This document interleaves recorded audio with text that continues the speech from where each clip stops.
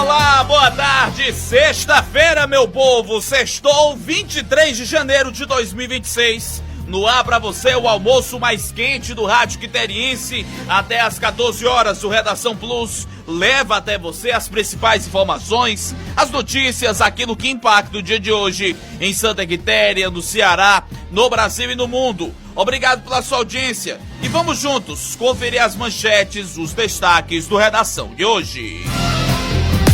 Confira agora os destaques do Redação Plus. Receita nega aumento de imposto para professores com novo piso. O fisco esclarece que o reajuste vem acompanhado de redução de tributos. E você vai conferir também. Carnaval deve movimentar 18,6 bilhões de reais, um crescimento de 10% em 2026. Ceará entrega as primeiras viaturas semi-blindadas da PM nesta segunda-feira. Reajuste de 5,4% do piso salarial é garantido aos professores do estado. Na área policial, nós vamos trazer detalhes sobre um homem que foi preso ontem após ameaçar a funcionária dentro do hospital municipal em Hidrolândia. Essas e outras informações são destaques a partir de agora, na edição desta sexta-feira. Sextou, minha gente, 23 de janeiro de 2026, o Redação Plus já está no ar. Imparcialidade no que se informa e credibilidade no que se diz. Agora, Redação Plus. Caminhe com firmeza, mesmo que o vento mude, a direção do seu coração ainda pode te levar para lugares onde a esperança floresce.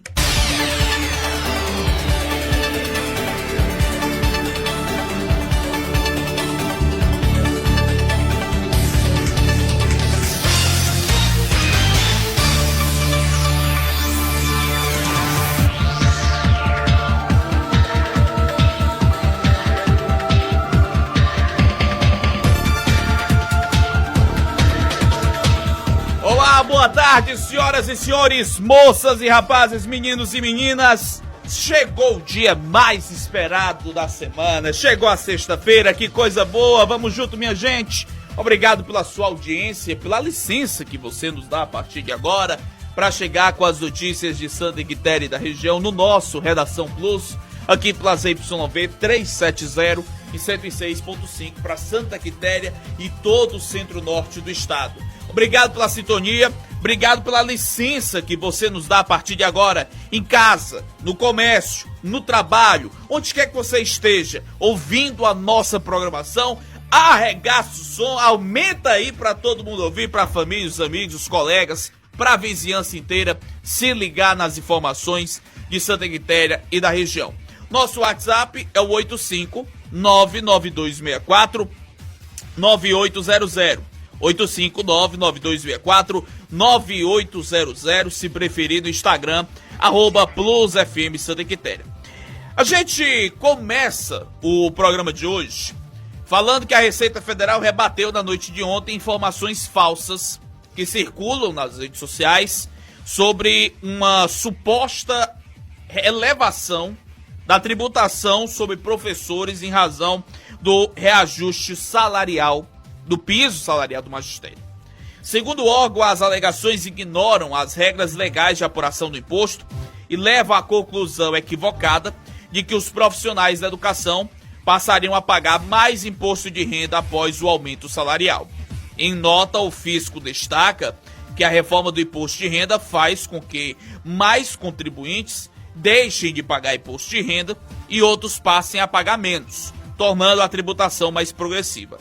Sancionada no fim do ano passado, a Lei 15.270/2025 ampliou a faixa de isenção do imposto de renda para quem recebe até R$5.000 por mês e reduziu o imposto devido sobre rendimentos entre R$5.000 e R$7.350. Não procede a afirmação de que o reajuste do piso do magistério levaria automaticamente os professores a pagar mais imposto de renda. Os profissionais da educação são diretamente beneficiados pela redução prevista na Lei 15.270/2025, destacou a Receita no comunicado. De acordo com a Receita, a categoria está entre as diretamente beneficiadas pelas novas regras. Em 2025, com o piso salarial de R$ 4.867,77, um professor pagava cerca de R$ 283,14 por mês de imposto de renda retido na fonte, considerando o desconto simplificado. Já em 2026, com o piso reajustado de R$ 5.130,63, esse mesmo profissional passará a pagar aproximadamente R$ 46,78 mensais de imposto de renda. Segundo o fisco, o efeito combinado do reajuste salarial e da redução do imposto garante um ganho real no salário líquido, ao mesmo tempo em que corrige distorções na tributação sobre a renda dos profissionais da educação. Deu polícia? A Plus FM traz a notícia.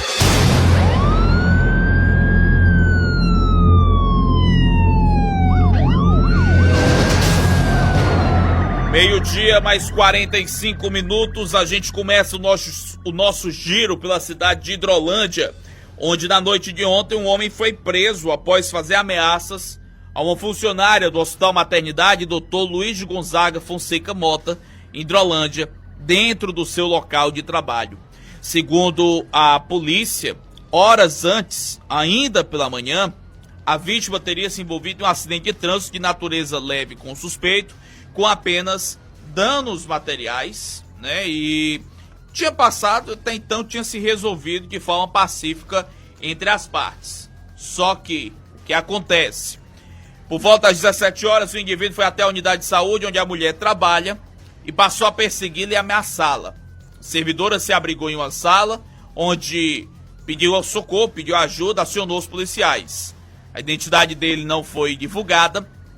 O homem recebeu voz de prisão e foi conduzido para a Delegacia Municipal de Sobral, onde os procedimentos foram registrados ontem à noite.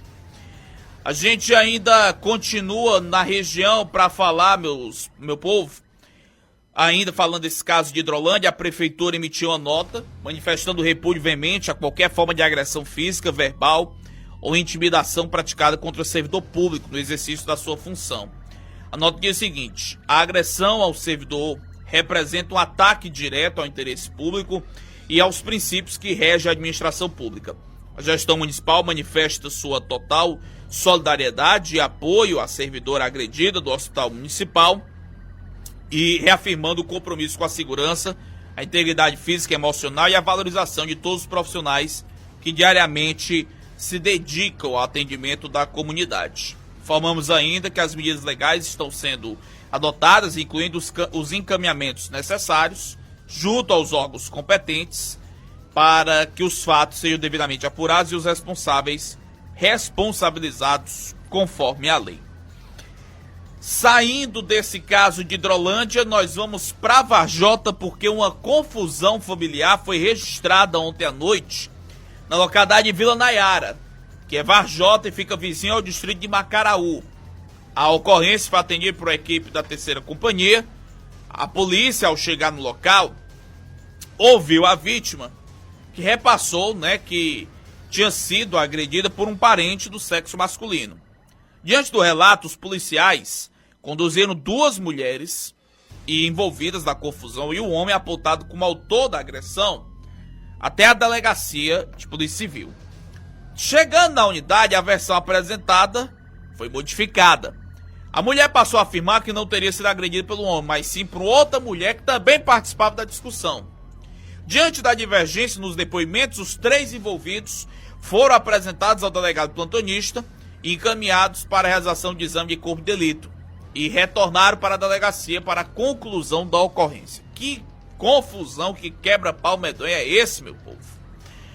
Saindo desse caso, saindo de Varjota, nós vamos para o Ipu, porque ontem o motociclista ficou ferido após um grave acidente de trânsito no centro daquela cidade. Colisão entre carro e moto no cruzamento da rua Padre Corrêa com a Avenida Vereador Francisco vereador Francisco das Chagas Farias. Um dos pontos de grande fluxo de veículos na área central do município. Com o impacto da batida, o motociclista perdeu o controle do veículo, que acabou colidindo nas proximidades de um poste. A vítima foi arremessada contra a parede de uma residência próximo ao local do acidente. O homem recebeu os primeiros atendimentos do SAMU, foi levado para o hospital municipal e não foram divulgadas informações sobre o estado de saúde da vítima. Agora, 12 horas mais 50 minutos, meio-dia e 50, vamos para Crateús, porque ontem à tarde foi realizada a audiência de custódia do Arnold Germano Barbosa, de 29 anos, acusado de ter assassinado o seu cunhado, o próprio cunhado e primo, Francisco Mateus Rodrigues de Souza, de 22 anos. A vítima, que sofreu diversas perfurações por arma branca, inclusive no peito. Ontem, o acusado foi apresentado à audiência de custódia, a prisão foi decretada, Arnold permanecerá preso à disposição da justiça, sendo encaminhado para a unidade prisional no município de Tianguá. A vítima, além de cunhado, era primo legítimo do acusado. Arnold foi autuado em flagrante aí pelo crime de homicídio. Agora, 12h50, ainda em Crateús, ontem pela manhã, a Guarda Municipal apreendeu um veículo com suspeita de adulteração. Por volta das 10h20, no centro da cidade, equipes realizaram a abordagem à pessoa que transitava numa moto Honda Bis. A condutora informou que o veículo estava com a documentação atrasada e a equipe recolheu a moto para o pátio da Guarda Municipal. Ao ser realizada a verificação por meio de consulta eletrônica, identificaram indícios de adulteração, a placa alterada e um motor pertencente a outro veículo. A moto foi encaminhada para a Polícia Civil, onde foi apresentada à autoridade policial, e para a adoção das medidas cabíveis, a condutora deverá ser notificada para prestar esclarecimentos. Agora são 12 horas mais 52 minutos, 12h52, foram estas as ocorrências registradas nas últimas 24 horas da 3ª Companhia e também no 7º Batalhão de Polícia Militar. Redação Plus, por dentro da polícia.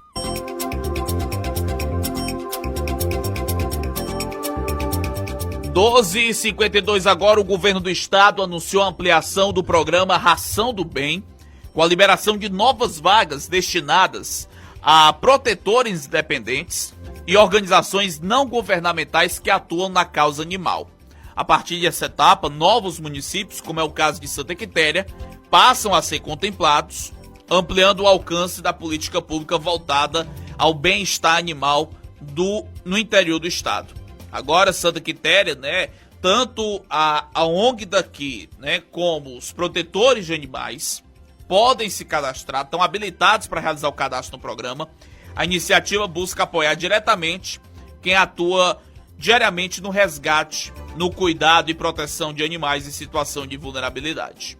O programa Ração do Bem tem como objetivo garantir a alimentação adequada, cuidado e dignidade para animais em situação de risco. A ação fortalece o trabalho dos protetores e das ONGs, especialmente nos municípios que enfrentam dificuldades no custeio de ração e de cuidados básicos, como atendimento veterinário e também abrigo. Os interessados em participar devem realizar o cadastro por meio do site oficial do programa, que é o proteçãoanimal.ce.gov.br proteçãoanimal.ce.gov.br. E aí, com a ampliação para mais uma região do interior, o governo do estado reforça aí o compromisso com o bem-estar animal e com o apoio às pessoas e instituições. Então tá aí essa boa notícia, o programa Ração do Bem. Se você é caso de ser um desses protetores, inclusive tem as meninas da ONG, da Associação dos Animais de Defesa de Santa Quitéria, estão recebendo já esse suporte, mas se você cria, também pode ter, você recebe aí a quantidade de ração para atender, para acolher, cuidar desses animais em situação de vulnerabilidade. Você se cadastra, né, distribuído trimestralmente, a secretaria avalia os cadastros. Antes da entrega, recebe o beneficiário um e-mail com a confirmação da data e do horário da entrega da ração. Tem todo um sistema de controle, é fácil, só você acessar o site da CEPA, da Secretaria da Proteção Animal. Por falar em proteção animal, mais uma vez reforçando, né, que na próxima semana, gente, na segunda-feira, abre, né, as inscrições, né, estará disponível para a questão da castração, do mutirão de castração, das 200 vagas, né, para castração de animais, de cães e gatos, que vai acontecer no IMASC. As inscrições vão ser segunda e terça-feira, 26 e 27, de 8 da manhã ao meio-dia, lá no Parque Ecológico, né, para cães e gatos que têm entre 6 meses e 5 anos, que estejam em boas condições de saúde, e as fêmeas não podem estar gestantes no cio ou amamentando no dia da cirurgia. Tiago, eu tenho interesse. Você vai levar o RG e CPF, comprovante de residência atualizado e o comprovante do cadastro único. Será inscrito apenas um animal por domicílio. A pessoa também precisa estar com CAD único atualizado. Terá direito à inscrição apenas as pessoas beneficiárias do cadastro único.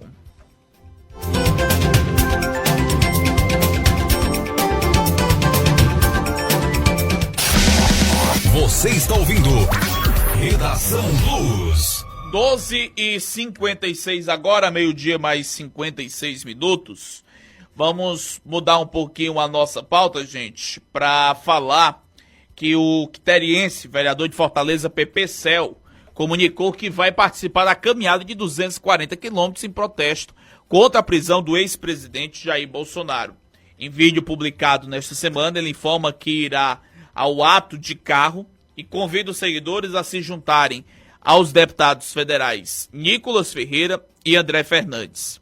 O parlamentar classificou o movimento como um sacrifício válido pela paz, liberdade e justiça no Brasil. Na tarde da última quinta-feira, o PPCL informou que já estava nas estradas na Bahia, né, rumo ao local onde os aliados realizam a caminhada. O percurso é da cidade de Paracatu, Minas Gerais, até Brasília e ocorre pela BR-040. É muito longe, longa a viagem, mas vai valer a pena. Muito feliz de poder participar desse movimento. Convido a você que domingo esteja lá em Brasília, na Praça do Cruzeiro, a partir do meio-dia. Acredito que amanhã nós chegaremos à caminhada e iremos caminhar esses últimos quilômetros do lado do Nicolas e André, diz Pepe Cel. No início da semana, o PP, que está de saída do PDT, a executiva do partido, na capital, aprovou a expulsão dele, né? A votação final da representação acontece no dia 23 de fevereiro, em reunião do Diretório Municipal. E ele é esperado no PL, onde é cotado para ser candidato a deputado federal nas eleições de outubro.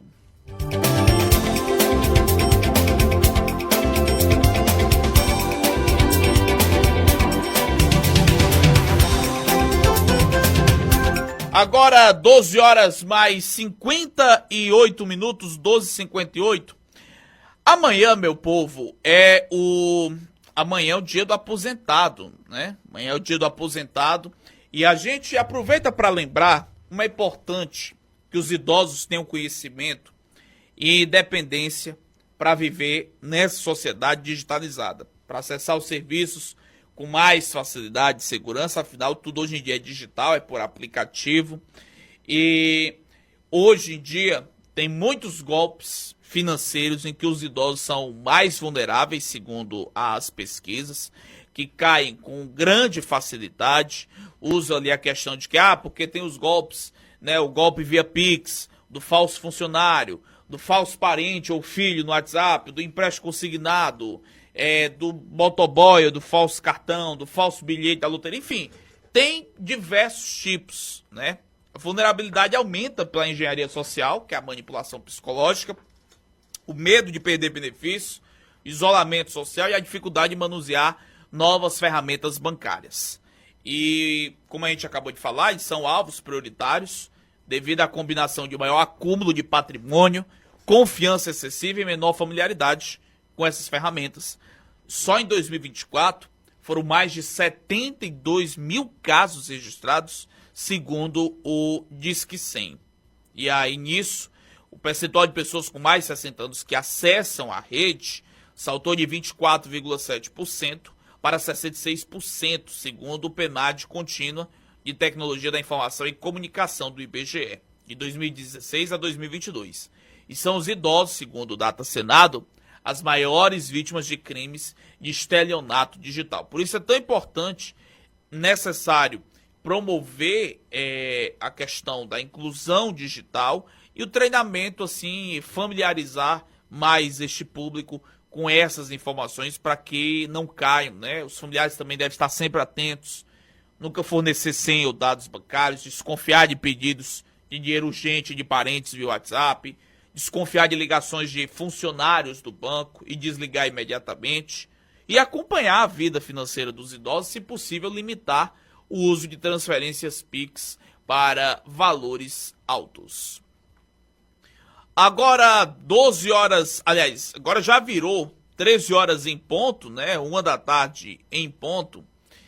E a gente traz agora a matéria, ainda falando de idosos, dos problemas que muito este público passa em relação a plano de saúde. A Justiça suspendeu, minha gente, um reajuste de 1.300%. Você não ouviu errado. 1.300% no plano de uma idosa. Olha só o absurdo que esses planos de saúde fazem, né, minha gente? Cometem verdadeiros absurdos, descasos, além de prestar um serviço de péssima qualidade, de zero assistência aos seus pacientes, aos seus clientes, ainda faz reajustes astronômicos que comprometem bastante a renda. Quem fala deste caso é o repórter Jean Costa. A Justiça do Rio Grande do Sul suspendeu um reajuste que aumentou em mais de 1.300% a mensalidade do plano de saúde de uma idosa de 89 anos, moradora de Porto Alegre. A decisão é da desembargadora Fabiana Azevedo da Cunha Bart, da 6ª Câmara Cível do Tribunal de Justiça. A liminar determinou que a operadora deixe de cobrar o valor de R$ 3.458,42 e restabeleça de forma provisória a mensalidade de R$ 236,98. O reajuste aplicado ao plano da idosa considerava uma correção acumulada ao longo de 17 anos. Para a desembargadora, o aumento concentrado pode caracterizar prática abusiva e tornar inviável a manutenção do contrato. O Código de Defesa do Consumidor veda cláusulas ou práticas que coloquem o consumidor em uma desvantagem exagerada ou que se mostrem excessivamente onerosas. Um aumento dessa magnitude ele torna a manutenção do plano de saúde financeiramente inviável, por evidente. Ainda mais que esta mensalidade vinha sendo aplicada há muitos anos. Então, aqui tem uma série de elementos que levam a concluir preliminarmente pela abusividade da prática. Na decisão, a magistrada também levou em conta a idade da beneficiária e a proteção especial prevista na legislação para pessoas idosas, especialmente em contratos de plano de saúde. A idade avançada da beneficiária, de 89 anos, ele é um fator relevante na análise judicial quanto à legalidade do aumento. Temos que considerar que pessoas idosas, elas não são consideradas apenas vulneráveis sob a ótica do Código de Defesa do Consumidor. No contexto dos planos de saúde, essa proteção ela é mais acentuada ainda, considerando até a necessidade de cuidados médicos contínuos, né, e a dificuldade de contratar um novo plano no mercado. A decisão é liminar e o mérito ainda deverá ser julgado pelos demais desembargadores que compõem a 6ª Câmara Cível do Tribunal de Justiça do Rio Grande do Sul. Redação Plus. A notícia no momento certo, em que o fato merece destaque. Então, pra gente ficar de fato bem atento, né, os idosos, chamar a atenção para não cair nesses golpes. Agora são 1h04 em Santa Quitéria. As primeiras 58 viaturas semi-blindadas da Polícia Militar serão entregues na segunda-feira em Fortaleza. A solenidade ocorre após reunião do Comitê Estratégico da Segurança Integrada do Ceará, convocado pelo governador Armando de Freitas no Palácio da Abolição. O investimento neste primeiro lote ultrapassa 10,6 milhões e faz parte de uma remessa inicial de 136 veículos semi-blindados que irão reforçar as forças de segurança do Estado, com foco no enfrentamento ao crime organizado e na ampliação da proteção aos profissionais que atuam no policiamento ostensivo. As viaturas semi-blindadas começaram a chegar ao Ceará no início desse mês e a iniciativa fortalece um conjunto de ações do governo do Estado voltadas ao fortalecimento da segurança pública. Ao todo, foram adquiridos 136 veículos do modelo Renault Duster, com investimento estimado em cerca de 25 milhões de reais. Além do reforço estrutural, as novas viaturas marcam a mudança do padrão visual da frota, que passa a adotar as cores verde e branca. Segundo o secretário Roberto Sá, o novo layout atende a critérios operacionais da corporação. Agora, 13 horas mais 14 minutos, 1h14 em Santa Quitéria. Vamos seguindo aqui com o nosso programa. E eu trago um alerta agora. A Érica Braz rebate aqui uma informação sobre restrição de saque do Bolsa Família. Se você viu esse boato circulando, alguma coisa, alguma nota, alguma fake news, alguma coisa assim, é falso. A Érica Braz explica, né, sobre esse boato, o contexto e por que não é verdade, não existe nada de restrição no saque do Bolsa Família. Então esse recado é para você, beneficiário do programa.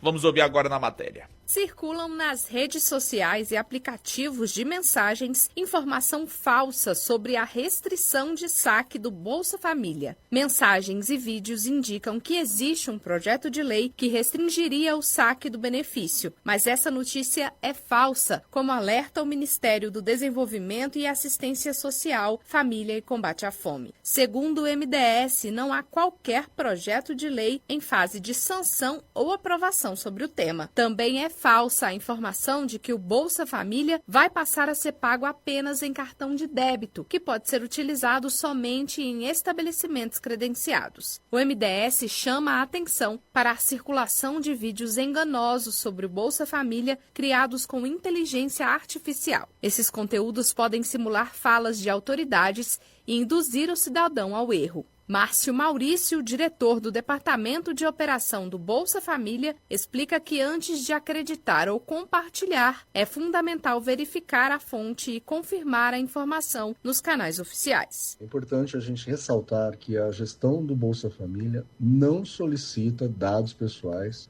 senhas, códigos de verificação ou informações bancárias, seja por mensagens, links ou redes sociais. Uma boa dica é nunca clicar em links suspeitos. E você, beneficiário ou beneficiário, fornecer em páginas ou formulários enviados por desconhecidos. Qualquer mudança oficial que envolva o Bolsa Família é comunicada exclusivamente pelos canais oficiais do governo federal. As informações sobre o programa devem ser conferidas diretamente no extrato bancário de cada beneficiário. Mensagens com conteúdo falso não podem ser respondidas nem compartilhadas. Além de punições legais, quem compartilha fake news pode enfrentar ações civis, como o pagamento de indenizações por danos morais. Em caso de dúvidas, o cidadão deve procurar a ouvidoria pelo Disque Social 121, buscar informações no site gov.br/MDS ou nas redes sociais do MDS, que são registradas com o perfil @MDSGovBR. Reportagem. 1h17, matéria que está na capa do portal cn7.com.br. O ministro do STF, Nunes Marques, está à frente do caso sobre deputados que estariam envolvidos em um desvio de dinheiro de emendas parlamentares. Segundo a coluna Radar da revista Veja dessa semana, a operação Overclean, feita pela Polícia Federal, descobriu uma verdadeira bancada de deputados metidos no desvio. Ainda segundo a revista, pelo menos 6 deputados estão na mira do STF. Pode ser que o escândalo tenha político cearense envolvido. Além de focar em novos parlamentares, a investigação chegará a outros estados brasileiros. O método de desvio foi replicado país afora. Ou seja, ainda vai ter muita musiquinha da Federal tocando, meu povo.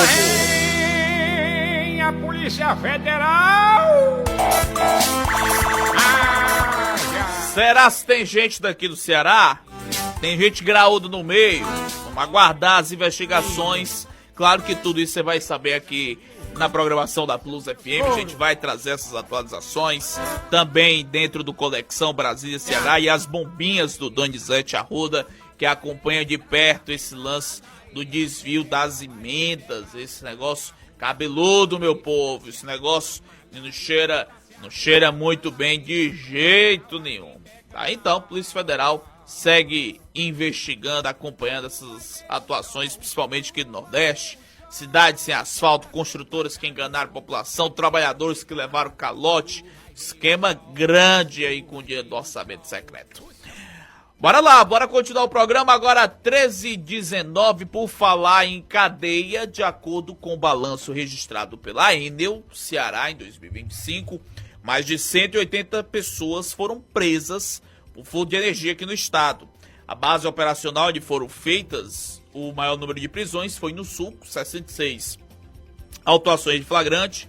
Em seguida estão as bases Metropolitana, 42, Centro-Sul com 15, Norte com 11, Centro-Norte com 7, Atlântico 7 e Leste com 6. Além disso, outros 300 boletins de ocorrência foram registrados ao longo do ano, o que quer dizer que após a identificação do furto, os responsáveis pelos imóveis passam a responder pelo crime. Os registros feitos, foram alcançados a partir das inspeções em campo, feitas diariamente por equipes especializadas em todo o estado. Ao todo foram quase 110 mil inspeções em todo o estado. Outra ação realizada pela companhia são as operações especiais no combate ao crime em áreas ofensoras como sucatas e ferros velhos. Foram 300 operações 300 operativos realizados em 2025, buscando identificar possíveis materiais furtados e também localizar fraudes na rede elétrica, conhecido popularmente como gato. Com base nessas ações, foram identificadas mais de 24 mil fraudes na rede elétrica em todo o estado. E além de ser crime com pena prevista de 1 a 8 anos de reclusão, o furto de energia afeta diretamente a qualidade do serviço prestado pela companhia e põe em risco a população, principalmente as pessoas que manipulam a rede elétrica. 13h21 agora.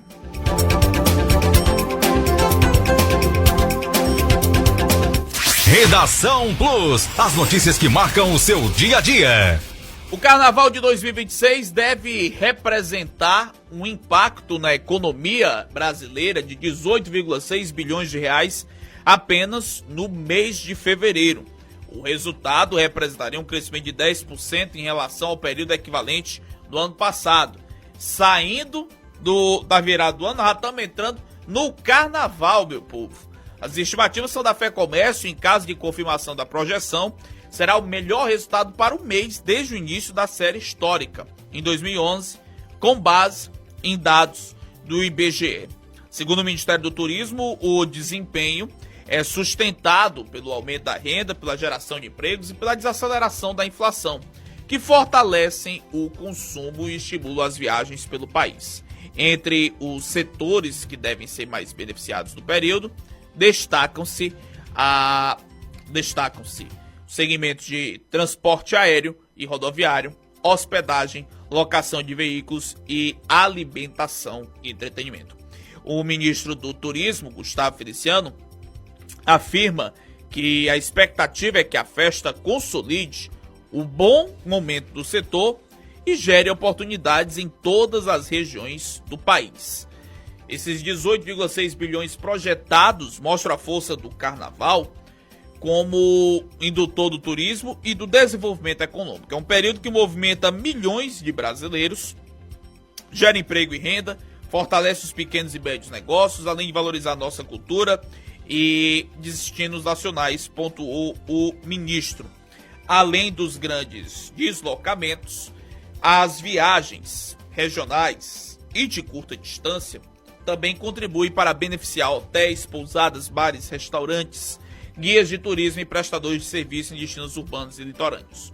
O empresário do turismo pode se beneficiar do potencial aumento de receita nessa esteira do segmento do lazer, que começa em dezembro e se estende até o carnaval, destacou o presidente do Conselho de Turismo da FEComércio, Guilherme Diedice. 1h23 agora. A oposição da Assembleia Legislativa do Ceará estuda a concentração de deputados estaduais do grupo no PSDB, partido sob comando de Ciro Gomes, a nível estadual. A estratégia envolve a migração de 5 parlamentares para a sigla tucana, o que pode esvaziar as bancadas do PDT e do União Brasil na casa. Segundo políticos do campo oposicionista, a tática está sendo avaliada e deve ser fechada até a janela partidária, entre março e abril, quando as trocas entre legendas são liberadas. O grupo mira 2 objetivos principais: o fortalecimento do PSDB para o pleito eleitoral e a formação de uma bancada aliada para um possível mandato de Ciro no governo do estado. O presidente estadual do União Brasil, o ex-deputado federal Capitão Wagner, explica que a partir do planejamento em discussão, o partido concentraria os candidatos a deputados federais, enquanto o PSDB aglutinaria nomes para a disputa das vagas da Alesse. A princípio é essa estratégia. Os federais vêm para a União e os estaduais para o PSDB. Lógico que se o número de candidatos ultrapassar o limite, né, pro partido, que é de 23 para federal e 47 para estadual, a gente vai precisar montar outras chapas e temos partidos disponíveis para isso. Questionado se a estratégia passa pela disputa interna que ainda paira sobre a Federação União Progressista, em relação ao apoio do governador Elmano Freitas, Capitão Wagner negou ao defender o fortalecimento dos partidos. O PSDB já tem o pré-candidato a governador, ficaria com a chapa de estaduais. Com certeza é importante para o governador ter uma base sólida na Assembleia. E a União fortaleceria na medida que a gente teria chance de eleger mais federais pelo União Brasil.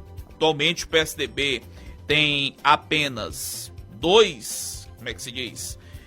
tem apenas uma das 10 cadeiras da oposição do parlamento, com Emília Pessoa, e a partir da estratégia, os deputados Felipe Mota, Sargento Reginaldo, Heitor Ferrer, Cláudio Pinho e Queiroz Filho podem passar a compor a legenda tucana. Por sua vez, os deputados estaduais Lucilino Frota e Antônio Henrique, os outros 2 membros da bancada do PDT, estão apalavrados com o PL desde o primeiro semestre de 2025. Contudo, a chegada de Ciro, pode ainda alterar essa composição.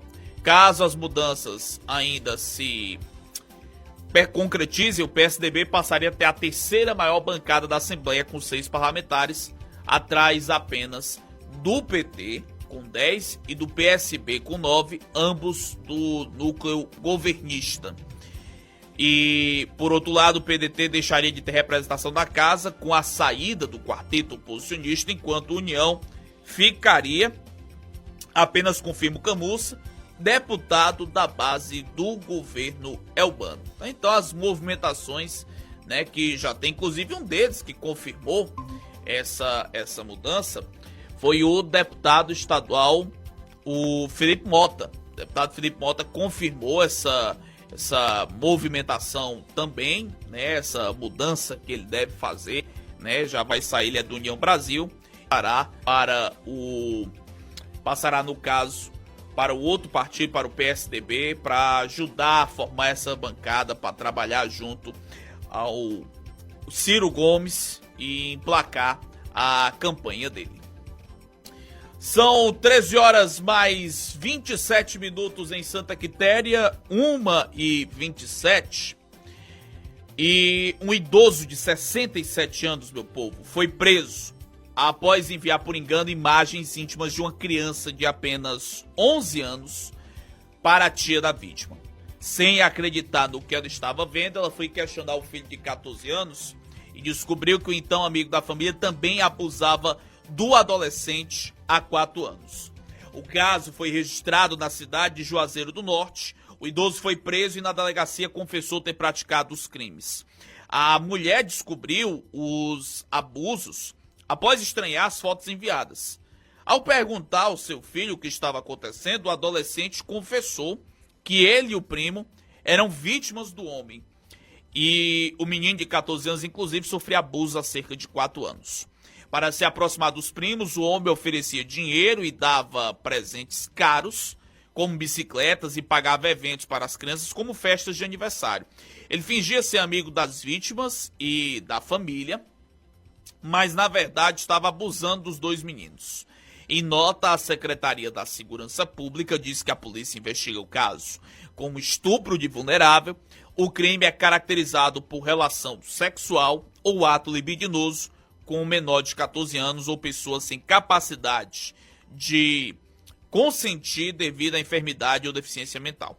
A lei presume a vulnerabilidade sem exigir prova de violência ou ameaça. Olha só que ponto a gente chega, né, minha gente? A família descobrindo os crimes sexuais, que tipo, sempre esses casos acabam vindo das pessoas mais próximas, das pessoas que têm contato, que se confia, que tem uma relação próxima, que é amigo da família, que é gente boa, ele tá dando presente, tá pagando e tal, e tá aí.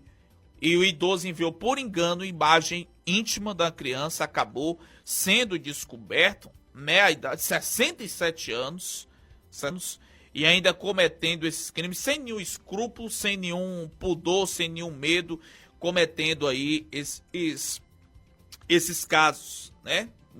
E já vinha de muito tempo. O pior é isso. O pior é a gente saber que, infelizmente, já vem de muito tempo e isso já se perdurando.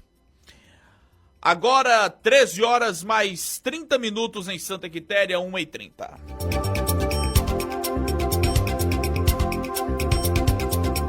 Redação Plus. As notícias que marcam o dia a dia da nossa gente.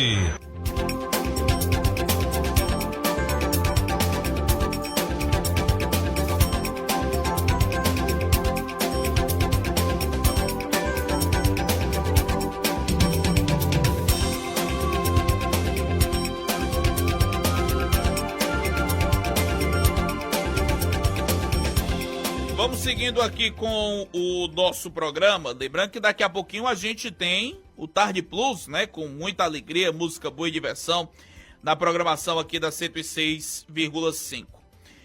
E a gente fala agora, gente, pessoal, né, vamos trazendo aqui, mudando um pouquinho da nossa pauta, falando que os municípios de Choró, Potiretama e Senador Sá realizarão entre hoje e o domingo, dia 25, as convenções partidárias que definirão os candidatos para concorrer aos cargos de prefeito e vice nas eleições suplementares de 1º de março, marcadas pelo TRE. Os partidos, as coligações e federações têm até às 19h da terça-feira, dia 27, para solicitar à zona eleitoral o registro das candidaturas.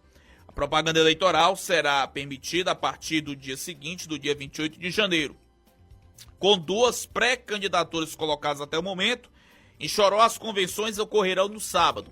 O evento do prefeito interino e pré-candidato Paulo George, Paulinho, está marcado para o Salão da Paróquia, e a convenção de Antônio Delmiro acontecerá do PT na quadra do Colégio Dom Bosco. O PT já anunciou, né, o nome da professora como pré-candidata a vice, repetir a chapa que concorreu nas eleições de 2024.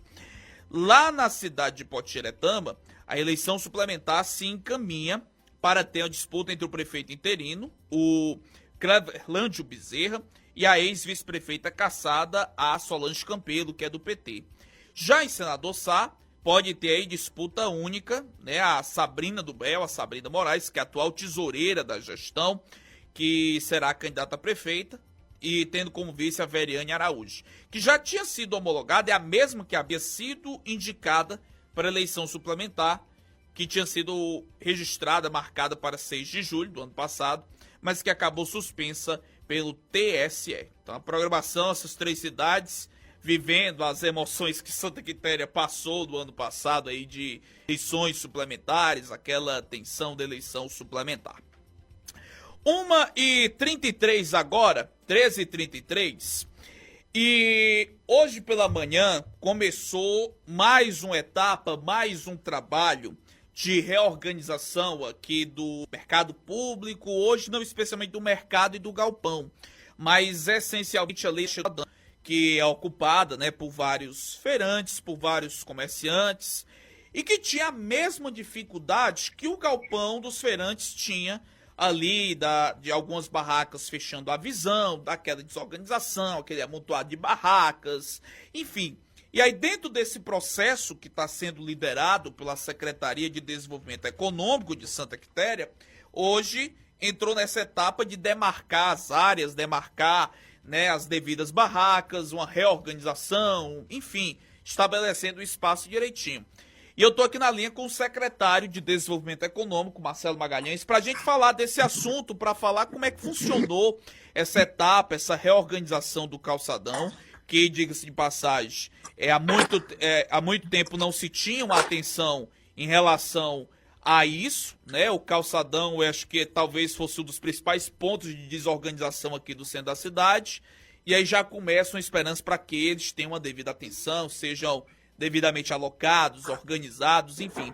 Marcelo, boa tarde, seja bem-vindo à Plus FM. Boa tarde, Thiago Rodrigues, boa tarde a todos os ouvintes da Plus FM. Marcelo, a gente estava vendo aqui as imagens, né, que tinham sido publicadas nas redes sociais da prefeitura, e até falava com você aqui na interna. Não é fácil você mexer ali no assunto ali, nesse caso do calçadão, que já está ali há muito tempo alocado, não teve o devido controle, a devida organização. Mas como é que foi esse diálogo com os permissionários, com as pessoas, os feirantes ali do calçadão para reorganizar? Olá, Thiago Rodrigues. Como você bem falou, um calcanhar de Aquiles ali, né, na Santa Quitéria, no centro comercial do nosso município, o coração dos comerciantes, que é o mercado público, o galpão dos feirantes, aquele calçadão. E desde o início, quando a gente assumiu esse desafio de estar aqui à frente da Secretaria de Desenvolvimento Econômico, nós estávamos planejando essa reorganização do mercado, que a gente chama também de revitalização, né? Mas principalmente no estilo de movimentação, de mobilidade, tanto dos clientes como dos próprios permissionários, né? A gente observava ali muitas situações que há tempos, né, já foram se enraizando, comportamentos que não tem mais como ser aceito num espaço como aquele. E a nossa secretaria, com a nossa equipe, com o apoio aqui do prefeito Joel, do vice-prefeito das Chagas, iniciamos um trabalho de bastidores, né? Há mais de 4 meses que a gente vem conversando, vem alinhando, vem montando essa estratégia, até porque nós temos que entender que ali trabalham pai de famílias, pessoas de bem, pessoas que estão lutando pelo seu pão de cada dia, e o grande intuito nosso, né, jamais, né, é de estar atrapalhando, estar prejudicando, estar tirando A, B ou C, mudando de lugar.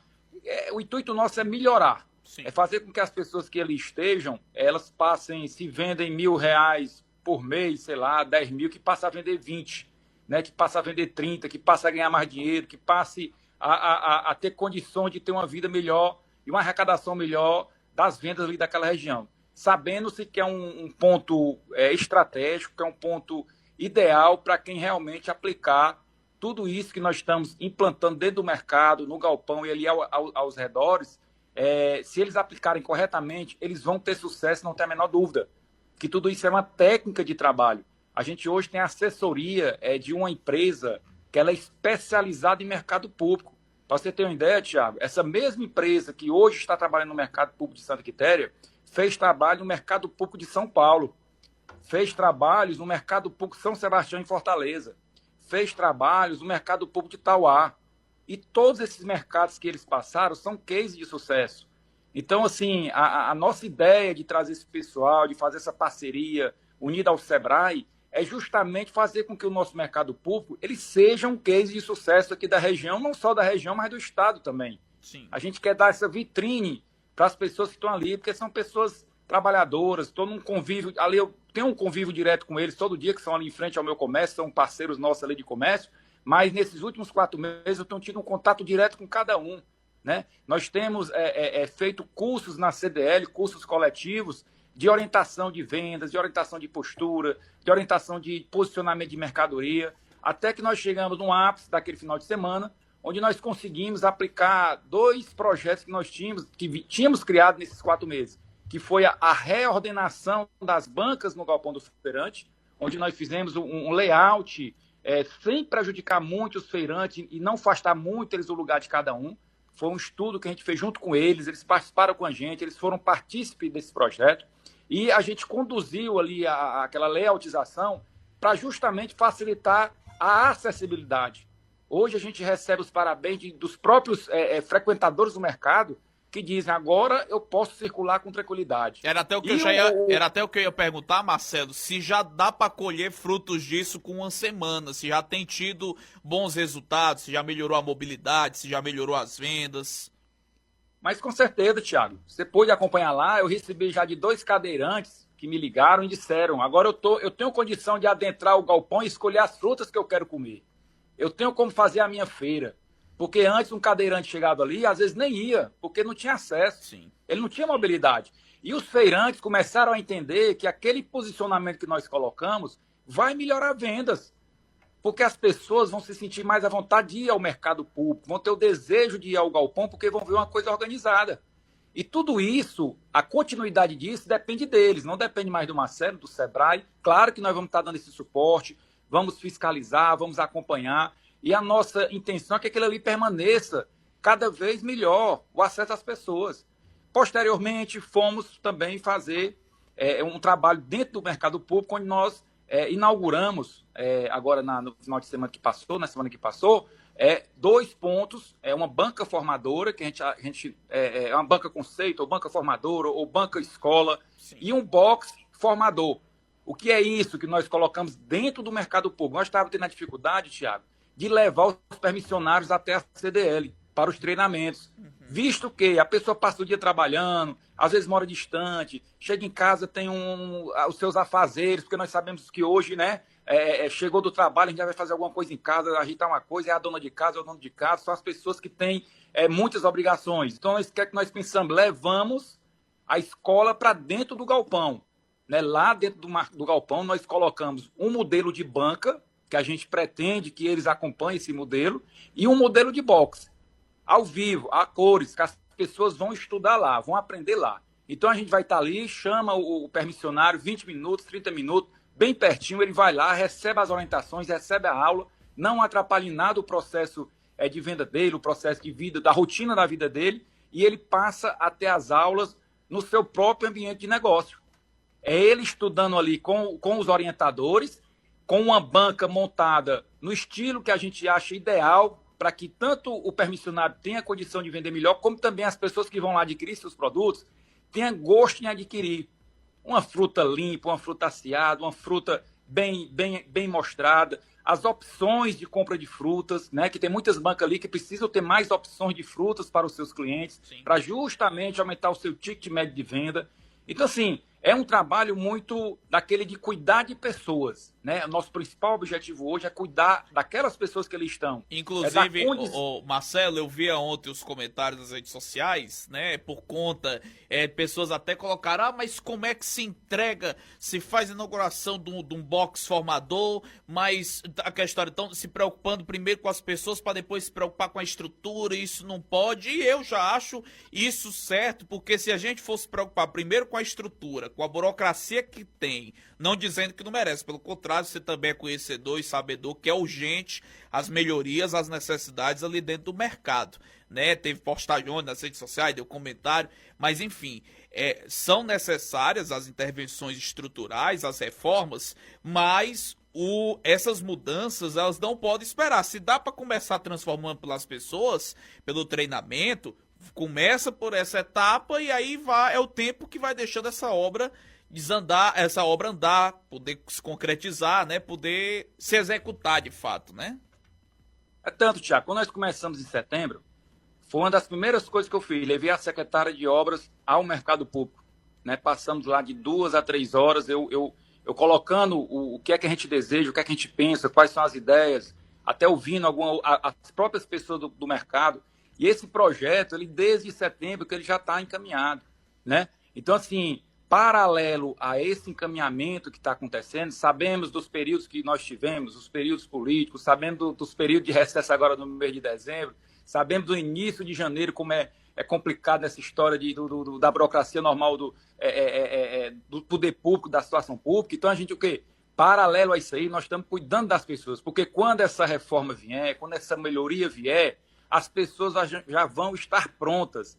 Tanto que, para mim, como você bem falou, a falta de um reboco, a falta de uma tinta, em detrimento desse trabalho que nós realizamos lá, é o mínimo do mínimo, né? Nós temos, assim, uma visão bem mais ampla do que nós estamos pensando para o mercado público. Agora, não é possível a gente adiantar o que está sendo pensado e o que está sendo para ser colocado, porque é uma expectativa que não pode se colocar expectativa nesse momento. O que nós estamos colocando, a limpeza do mercado público foi geral, detatização e desartização. Diga-se de passagem, Tiago, que nós vamos manter a detatização e a desartização de forma periódica. Bacana. Nós não vamos fazer agora e passar 2 anos, 3 anos para ser feito outro trabalho de detatização. Inclusive, a empresa contratada vai emitir certificado para todas as bancas do mercado público. Até para o cliente que for lá para consumir um produto, saber que aquele box, aquele espaço, ele está sendo cuidado com relação a essa questão dessas pestes, de barata, de rato, enfim. Então, assim, vai ter um trabalho contínuo nesse sentido.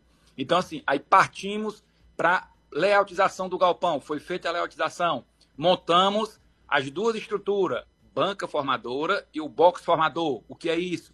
São os locais onde eles vão receber um treinamento na prática. Teoria e prática andando juntos e em paralelo. E o que nós divulgamos para inaugurar foi isso aí. Nós não divulgamos para inaugurar estrutura de mercado, pintura disso ou daquilo, até porque está em processo de licitação, está em andamento. Isso aí, né, dentro do que a gente está acompanhando, vai acontecer, né? O prefeito Joel, o vice-prefeito da Chagas, a secretária de obra, toda a equipe da prefeitura, onde a gente tem uma necessidade de tê-los ali, que é também o pessoal da vigilância sanitária, que vão entrar aqui nessa terceira fase aqui do nosso trabalho para essa fiscalização, tanto para proteger o permissionário, como para proteger você que vai consumir os produtos ali do mercado. A gente quer fazer um trabalho de conhecimento, um trabalho de acompanhamento para que essas pessoas estejam vendendo produtos em perfeita qualidade para as pessoas. Então, tudo isso, Tiago, são batentes que nós estamos subindo, são degraus, né? E esses degraus, eles têm que ter todas essas etapas cumpridas, até porque você mudar uma realidade de 20 anos, de pessoas que nunca tiveram um trabalho que nós estamos desenvolvendo lá, que a gestão está desenvolvendo junto à Secretaria de Desenvolvimento Econômico, não é fácil você mudar a mentalidade das pessoas. Aqui para você, de forma até para o seu público aí, para os seus ouvintes, no início do trabalho nós tivemos uma grande resistência de muitos não quererem aderir ao movimento, de alguns que dizendo que isso aí é onda, é a mesma coisa, só vem para enrolar a gente e tal, e tal, e tal. E você chega a um ponto hoje do encerramento dessa primeira fase com 100% do mercado público e do galpão aderiram a esse projeto. Todos os permissionários estão engajados nesse projeto. Sim. Então, quando a gente organizou tudo isso, partimos para o calçadão, que é outro gargalo. E eu quero aqui parabenizar os meninos lá do calçadão, aqueles permissionários que ali estão, que são pessoas batalhadoras, pessoas que estão ali ganhando o seu pão de cada dia, que tem que ser respeitada, atrapalhando ou não ali como eles estão, mas eles foram jogados para ali em outro momento e não devolveram o lugar deles, né? Sim. A gente tem que saber ouvir os 2 lados da história. Não é você chegar lá, vamos tirar todo mundo, tem que limpar. Não, nós temos que saber qual foi a história daquele cidadão, daquelas pessoas que estão ali. São pessoas que estão trabalhando, Tiago. Estão ganhando o seu pão de cada dia. Jamais a gente teria uma intenção de chegar lá, tira. Vai desocupar, né? Tem que desocupar, tem que tirar. Né? Porque eu quero andar melhor ali. Não. O que é que nós fizemos? Chamamos todos, organizamos, conversamos. E hoje a gente conseguiu chegar a um denominador comum, em comum acordo com todos. Alinhamos os blocos centralmente, organizamos da melhor maneira possível e hoje você pode ter um corredor de movimentação mais tranquilo naquele espaço. Sim. Agora, precisa o compromisso deles de não invadir a área, que é do pedestre, né? E a gente vai acompanhar esse processo. Então, eles eram os últimos dos grupos que estavam fora do projeto e aderiram a esse projeto semana passada. E hoje a gente já fez esse lá, todo mundo mudando lá os boxes, era a gente junto, era a nossa equipe, o pessoal ajudando, o pessoal ali, quer dizer, a população envolvida organizando, os comércios ali, tudo concordando com o que nós estávamos fazendo. Então, assim, nesse primeiro momento, essa reorganização é interessante para que a gente melhore o fluxo de pessoa. Sim. E eles podem ter certeza, daqui 1 mês ou 2 meses, eles vão estar agradecendo aquilo ali, porque vai melhorar as vendas dele também. Pode ter certeza disso, como vai melhorar o fluxo de pessoas, tanto no galpão, como dentro do mercado, que esse fluxo dentro do mercado é um desafio maior para a gente, mas está toda a estratégia já organizada e nós vamos, independente de quem ache bom ou ruim, ou de que podia começar por ali ou por aqui, nós vamos obedecer o critério que nós colocamos dentro do nosso projeto de revitalização do mercado. E esse é o passo, é um passo de cada vez. Ninguém consegue mudar uma realidade da noite para o dia. Então, a gente pede aí o apoio da população, o apoio dos próprios permissionários que já estão engajados nesse processo, que a gente possa frequentar mais o mercado, que a gente possa mais ir lá, ouvir as pessoas, conversar, sentir, né, esse novo clima que o mercado público de Santa Quitéria está recebendo, que é como eu te digo, essa metodologia de trabalho, ela foi implementada em muitos mercados públicos do Brasil, né, e aqui do estado do Ceará, e deu certo. Né? Quando existe a boa vontade do gestor, que é o prefeito Joel Barroso, a boa vontade do secretário de Desenvolvimento Econômico com sua equipe, a boa vontade do SEBRAE e a boa vontade dos permissionários, que eles têm uma grande parcela de responsabilidade na manutenção desse projeto e no sucesso desse projeto. Porque o Marcelo vai passar como secretário, o prefeito Joel vai passar, né? As pessoas vão... E eles que vão ficar ali. São eles que têm que aproveitar esse momento de conhecimento, aproveitar esse momento de reestruturação, aproveitar esse momento de linha de créditos que nós vamos estar trazendo para apoiar esses permissionários dentro do mercado com condições diferenciadas. Então, assim, são muitas coisas boas para acontecer, mas uma coisa de cada vez. Não adianta a gente querer achar que com a varinha de condão, o Marcelo Magalhães, o prefeito Joel vai chegar ali, bater e tudo vai se transformar em mil maravilhas. Não. Muitos problemas ainda para resolver, muitas questões para serem alinhadas, e nós temos tempo suficiente para estar trabalhando isso aí, e o que a gente quer nesse momento, o apoio da população, o apoio dos permissionários, e com certeza a gente vai chegar no sucesso e transformar aquele nosso mercado. E no outro momento, Thiago, nós vamos trabalhar também os comércios circunvizinhos. Sim. Nós temos já um projeto, não só para trabalhar o mercado, melhorou o mercado, revitalizou, tá ok, agora nós temos que colocar na mesma temperatura, no mesmo ambiente e que todos tenham o mesmo entendimento. A gente vai trabalhar o comércio varejista ali ao redor do mercado público, aquele miolo do centro de Santa Quitéria, para justamente colocar todo mundo lendo a mesma cartilha, observando os mesmos resultados, buscando o mesmo sucesso. Tanto os permissionários ali do mercado, como também os lojistas que ali circulam o mercado público. Muito bem, Marcelo, eu gostaria de agradecer pela sua participação, bastante explicativa, bastante ponderado, né, falando justamente, mostrando o passo a passo, falando desse direcionamento, das orientações e, claro, a nossa torcida para que, de fato, como você bem falou naquele dia, né, quando teve a limpeza, aquela finalização da primeira etapa, que o nosso mercado, que o nosso galpão, o calçadão volte a ser pujantes, ainda mais fortes, já são fortes, mas tem um potencial gigantesco, como você disse, para a gente ser aquele case de sucesso e fazer progredir, porque são eles o coração aqui do centro da cidade, onde se tira esse sustento e que a gente torce que, de fato, né, a gente veja ali como referência um local atrativo, convidativo, bacana, para você levar a família, o visitante, a pessoa que está passando de fora, para ele estar frequentando nossos espaços. Fique à vontade, Marcelo, para algo mais que você queira acrescentar. Só 2 pontos, Thiago, das melhorias que a gente percebe. Hoje eu estava no mercado fazendo uma visita e chegou um cidadão já de uma idade já avançada e disse: eu só vi esse mercado limpo. Pode eu ver que eu vi esse mercado limpo como ele está hoje, Marcelo? Foi na época do Haroldo Martins. Isso é um cadinho de tempo. O prefeito Haroldo Martins era prefeito. Então, são pontos como esse que sai de um cidadão, de uma pessoa de idade, de uma pessoa simples, é que a gente começa a entender que está fazendo a diferença. E detalhe, os cursos que estão sendo realizados na CDL, que são as quintas-feiras, que são os cursos coletivos, o de ontem foi sobre redes sociais. A gente quer colocar o mercado público de Santa Quitéria, não só o mercado como um todo, que ele vai ter o seu Instagram próprio, né, de divulgação, Nós queremos colocar cada box daquele, cada banca daquela, dentro da questão das redes sociais, né? Então, eles estão recebendo esse treinamento para as redes sociais. Próxima semana, o tema vai ser sobre financeiro, controle financeiro. Então, para você ter uma ideia, existe uma programação de trabalho. Então, nesse momento, cuidando deles, cuidando das pessoas, fazendo com que eles realmente aprendam a melhorar o ticket médio de venda, a ganhar mais dinheiro, que é o mais interessante para todos nós. Isso aí a gente vai dar espaço, condição, treinamento. Agora, eles precisam ter essa boa vontade de querer, né, Thiago?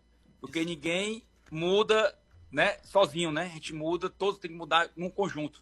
Então, essa boa vontade deles, com essa oportunidade que eles estão tendo, será fundamental para o sucesso daquele espaço. E esse é o nosso objetivo. Esse é o presente que a gente quer dar ao nosso município, depois de muitos e muitos anos, sem um olhar, né, clínico, sem um olhar direto, sem um olhar de realmente querer chegar lá e melhorar. O mercado público hoje tem esse olhar. E nós vamos resolvendo, vamos buscando a cada momento, tentando resolver uma coisa aqui, uma coisa ali, entendendo que é um processo longo, um processo não muito fácil, mas que ele é vencedor e ele vai ser vencedor e ele é possível ser resolvido. Muito bem, 13h54, conversamos com o secretário de Desenvolvimento Econômico de Santa Quitéria, Marcelo Magalhães, 1h58, e a gente já volta direto chamando Victor Nogueira com as notícias do Esporte 7. Boa tarde, Vitinho. Agora na Plus, Esporte 7. Boa tarde, já temos os classificados para a próxima fase do Campeonato Cearense. Ontem, o Fortaleza venceu o Horizonte pelo placar de 1-0 e ambos se classificaram para a próxima fase. O Fortaleza terminou como líder do Grupo A com 10 pontos conquistados. O gol do Fortaleza foi marcado pelo volante Rodrigo, o primeiro dele com a camisa tricolor. E após a partida, ele comemorou bastante esse gol marcado pelo Fortaleza. Feliz, né? Feliz pelo gol, pela vitória, pela entrega de todo o grupo. Feliz por terminar a primeira fase em primeiro. Gol ali foi um sentimento, um desabafo. Estamos trabalhando, esforçando para fazer o gol e dar alegria possível. E hoje, graças a Deus, saiu esse gol. Já no estádio Abilhão, o Quixadá foi derrotado pelo Ferroviário de virada pelo placar de 2-1. Gladstone marcou de pênalti para o Quixadá, abrindo o placar da partida. Mas Jefinho, também de pênalti, deixou tudo igual. E Mena, o colombiano, marcou o gol da vitória do Ferroviário. Com esse triunfo, o Tubarão da Barra termina a primeira fase na segunda colocação com 8 pontos conquistados. Após a partida, o atacante Mena comemorou o gol, a vitória, mas reclamou do gramado do estádio Abilhão. Acho que foi jogo muito difícil, em campo muito duro e bueno, estamos muito contentes pela vitória, também eu muito contente por el gol. Na próxima fase, Ceará, Floresta e Iguatu enfrentam Fortaleza, Ferroviário e Horizonte. Os jogos ainda serão definidos pela Federação Cearense de Futebol. A tabela com as datas e horários a Federação Cearense de Futebol vai divulgar posteriormente. Então é isso, na segunda-feira a gente está de volta. Victor Nogueira para o Redação Plus. Você ouviu o Esporte 7. Plus FM, agora 14h em ponto. Obrigado pela sua audiência, pelo carinho da sintonia. Desejando a você um bom final de semana. A gente volta segunda-feira a partir do 12h30 para mais encontro da informação aqui na sua Plus FM. Na sequência tá chegando Tarde Plus, mais notícias ao longo do dia no cn7.com.br. 6 da noite tem o Tô de Olho e a edição de hoje do Redação Plus vai estar disponível mais tarde no nosso canal do YouTube, lá na Plus FM. Vamos pra frente, boa tarde Santa Quitéria, se cuide, tudo de bom e até segunda-feira, se Deus quiser, um ótimo final de semana para todos. Tchau, tchau.